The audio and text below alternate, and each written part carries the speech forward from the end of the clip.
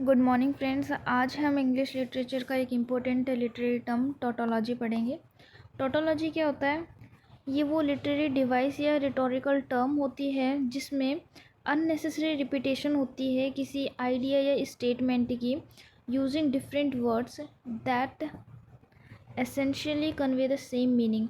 तो यहाँ पे क्या होता है कि किसी आइडिया का या फिर किसी स्टेटमेंट का हम क्या है बार बार यूज़ करते हैं, डिफरेंट वर्ड्स से हम यूज़ कर सकते हैं और जबकि वो मीनिंग सेम ही दे रहा हो।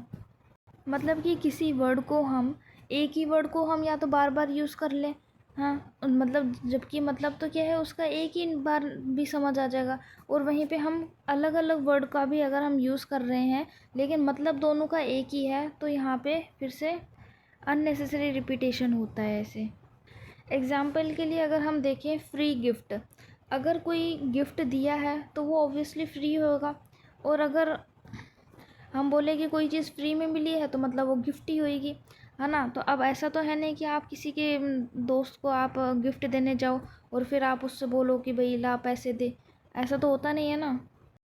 गिफ्ट तो फ्री में ही दिए जाते हैं। तो यहाँ पे फ्री बोलना क्या है, एक तरीके से गलत हुआ, अननेसेसरी रिपीटेशन हुआ एक।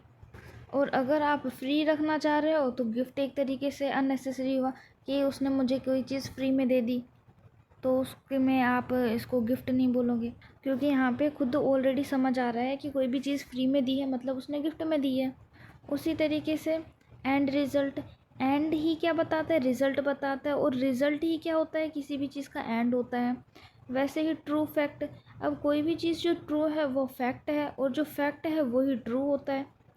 पास्ट हिस्ट्री, जो चीज़ पास्ट में है उसी को हम हिस्ट्री कहते हैं, और जो हिस्ट्री है वो पास्ट को कहते हैं। उसी तरीके से जैसे कई जगह पे लिखा आ जाता है शुद्ध स्वच्छ घी या शुद्ध स्वच्छ पानी, तो यहाँ पे अगर कोई चीज़ शुद्ध है तो वो ऑब्वियसली स्वच्छ भी होएगी, और अगर कोई चीज़ स्वच्छ है तो वो शुद्ध भी होएगी। तो यहाँ पे बार बार किसी चीज़ को रिपीट करना ही क्या कहलाता है, टोटोलॉजी कहलाता है।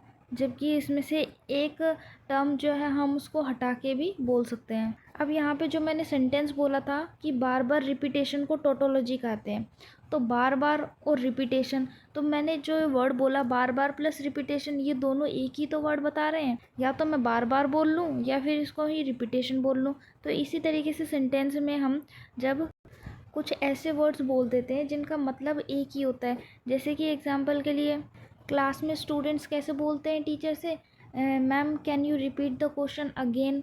ठीक है, तो रिपीट द क्वेश्चन अगेन, तो रिपीट और अगेन वापस से एक ही मतलब बता रहा है, रिपीट और अगेन।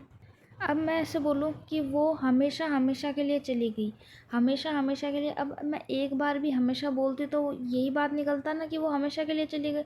अब मैंने ये 2 बार बोला हमेशा हमेशा के लिए चली गई, तो यहाँ पे ये अननेसेसरी रिपीटेशन हुआ है। अब इसको हम याद करते हैं, टोटोलॉजी। इसमें वर्ड में क्या है, टोटो छुपाया है ना, टोटो। तो टोटो से हम कैसे याद करेंगे, एक गाना आया था हाय रे मेरी मोटो, तो टोटो मोटो। अब उस गाने में क्या है, ये जो वर्ड है मोटो काफ़ी बार रिपीट होता है, जैसे हाय रे मेरी मोटो, हाय रे मेरी मोटो, हाय रे मेरी मोटो।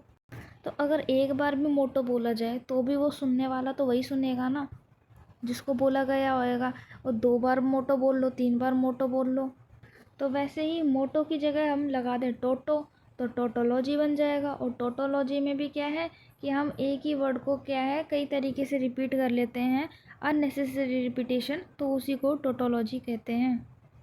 आई होप आप सभी को अच्छे से समझ आ गया होगा। आज के लिए बस इतना ही। Thank you.